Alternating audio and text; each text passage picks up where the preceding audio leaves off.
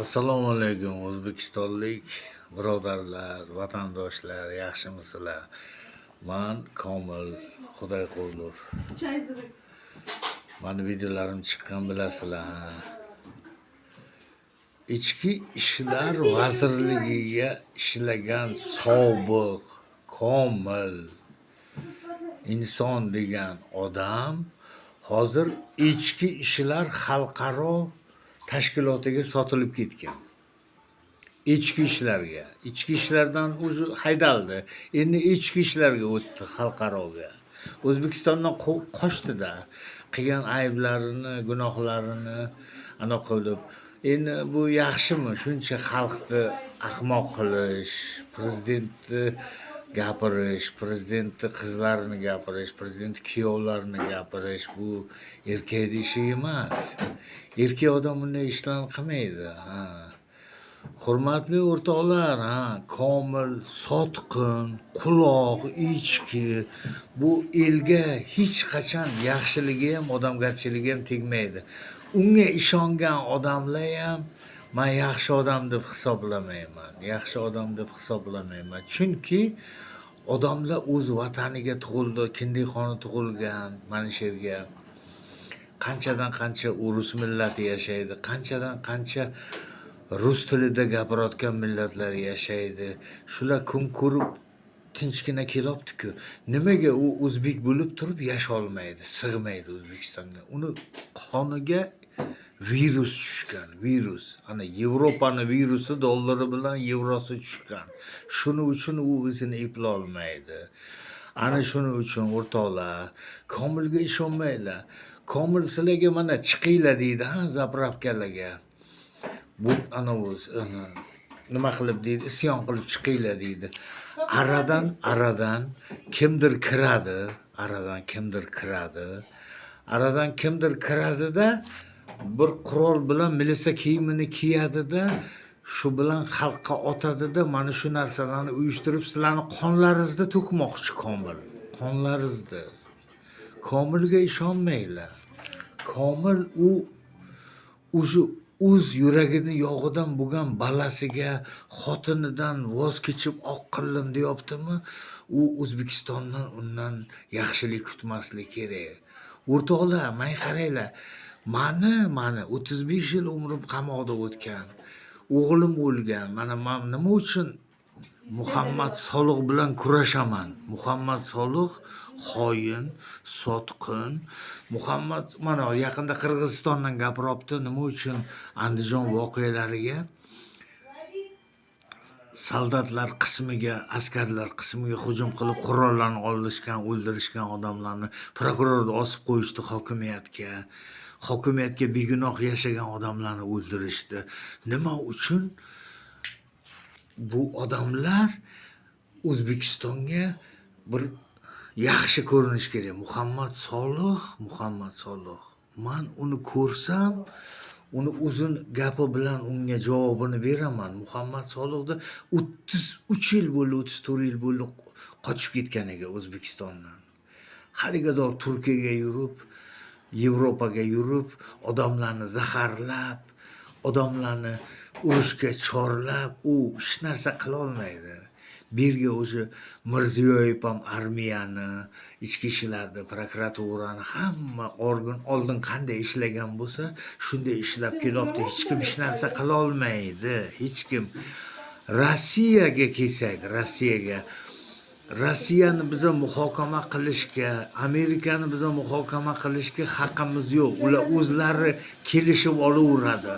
Biza haqqimiz yo'q. Men misol uchun shunday deb tushunaman. O'rtoqlar, sizlar ko'p mana Komilga o'xshaganga ishonmanglar. Sizlar agar balalaringizni, nevaralaringizni o'ylasanglar, ertangi kunni o'ylasanglar, Komilga o'xshaganga ishonmanglar. Komil nima qiladi? Mana zapravkaga chiqinglar odamlar deyapti, qurolsiz unday. Kimdir kirib keladida, arasidan milisani kiyimini kiyadi, yo SMBni kiyimini kiyadi, yo prokurorni kiyimini kiyadi, xalqqa qurol bilan o'q otadi. Keyin oxiri kim kirayni bo'lib qoladi? Davlatmi? Davlat kirayni qilib imkoni bu narsalarga o'zi hamma narsa tayyor turibdi. Komil nima qilyapti? Komil mussur. Menga qara, O'zbekistonga erkakman deganing bo'lsa, militsiyadan ketib, odam o'ldirib, 50 ming dollarga notarius zakaz qilgan ekan o'shani. Ikkita odamni yana 15 yildan 20 yilga qamatib, o'zi 11 yil o'tirib chiqib qochib ketyapti-da, Shvetsariyaga borib odam to'playapti. Sizlar shunday odamni hurmat qilasizlarmi? Ha? Shunday odamni hurmat qilasizlarmi? Ko'zlaringizni ochinglar. O'zbekistonga nevarasini boqayotgan odamlar bor, balasini uylantiraman degan odamlar bor. Tinchlik kerakmi sizlarga? Ikkita katta davlatni urushiga aralashmanglar. Iltimos sizlardan. Bizga tinchlik kerak. Bizani tinchligimizni ta'minlab berayotgan O'zbekiston Respublikasi Prezidenti Shavkat Miromonovich Mirziyoyev bo'ladi. Menga qaranglar og'aylar. O'sha odamga ishoninglar. Sizlar xor bo'lmaysizlar. Потому что mana necha yil bo'lib, 9 yil, 10 yil bo'libdi Shavkat Mirziyoyev prezident bo'lganiga. Lekin tinchlikni olib kelyapti. Hamma narsaga barham beryapti. Sizlar qo'rqmanglar. Sizlar ana ikkita oldi sotdi, qotil odam o'ldirib, qochib ketib Shvetsariyadan, shularga ishonsanglar, ko'zlaringiz ko'r bo'ladi. Sizlar ochiq ko'rsizlar. Men sizlarga iltimos qilaman. Men Muhammad Solig'ini ham, Jahongir Mamatovni ham hammasini bilaman, Asparovni ham bilaman. O'sha kim u? Komil hech kim emas.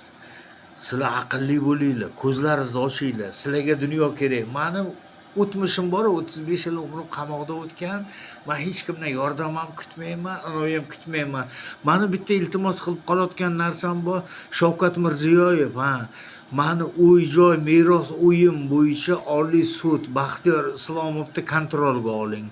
Prokuror bor, bosh prokuror. Bosh prokuror Yo'ldoshev deydimi? Ana shu kishini nazoratga oling. Men nima uchun ko'chaga yashayman? 7 yil bo'ldi qamoqdan chiqqanimga. Kvartira, gostinsa, hostel yashayman. Nima uchun men otamdan qolgan meros uyga yashay olmadim? Nima qilishim kerakman? Kimni boshini silashim kerakman? Kimga qarzim bor? Men jazoimni o'tirib chiqdim. Meni prezident afv etib chiqardi. 2018-yil. Meni hech kim kamsitishga haqqi yo'q. Konstitutsiya deysizlar, konstitutsiyaga o'zlaringiz bo'ysunmaysizlar. Qayerga ko'rsanglar, pulni ko'rsanglar, o'zlaringizni urib ketyapsizlar bilan. Korrupsiyaga ham, jinoyatga ham hammasiga. Meni tinch qo'yinglar. Men sizlardan iltimos so'rayman. Sizlarni qoralamoqchi emasman. Meni tinch qo'yinglar. Meni uyim, joyim, otamdan qolgan meros uyim bor. O'zim egalik qilishim kerakman. O'g'liman, kenja farzandman. Otamdan qolgan meros uyga men egalik qilishim kerak. Meni militsiyalar ana u Qashqadaryo viloyat ichki ishlar boshqarmasini boshlig'i. Shuhrat, o'sha Shavkat Sotvoldiyev meni uyim bilan shug'ullanadi. Nima uchun sudning qaroriga nima qaramaydi? Ichki ishlar Qarshi shahar III FMB Oybek To'rayev nima jinoyatidan keyin yana meni o'ldirib, meni orqamdan hukm chiqarib yuribdi, killer yollab, men nima qilishim kerak? Farruh degani bor o'shaga. IIB Qarshi shahar IIO FMB boshlig'i o'sha xodimi ishlaydi, Farruh degani. Menga tinchlik bermayapti. Menga 84 million ish qo'yishgan. Majburiy ijro. Men nima to'lish? Men uy qurib sotuvchi bo'lmasam, uy olib sotuvchi bo'lmasam, otamdan qolgan meros uyga yashay olmadimmi? Nima uchun meni tinchligimni bermaydi? Men hurmatli prezident Shavkat Miromonovich Mirziyoyev, meni kontrolga oling. Oliy sudga shuni talab qilingki, nima uchun men 7 yildan beri ko'chada yashayman? Hostelda pul to'lab yashayman. Nima uchun? Men nima qilgan aybim uchun? Siz meni afv etib chiqardingizmi? Endi meni hayotimni ham ta'minlang, Shavkat Miromonovich. Mana shuni so'rab qolaman sizdan. Boshqa gapirayotgan gapim yo'q. Keyingi videoga uchrashguncha sog' bo'linglar, vatandoshlar. Adashmanglar.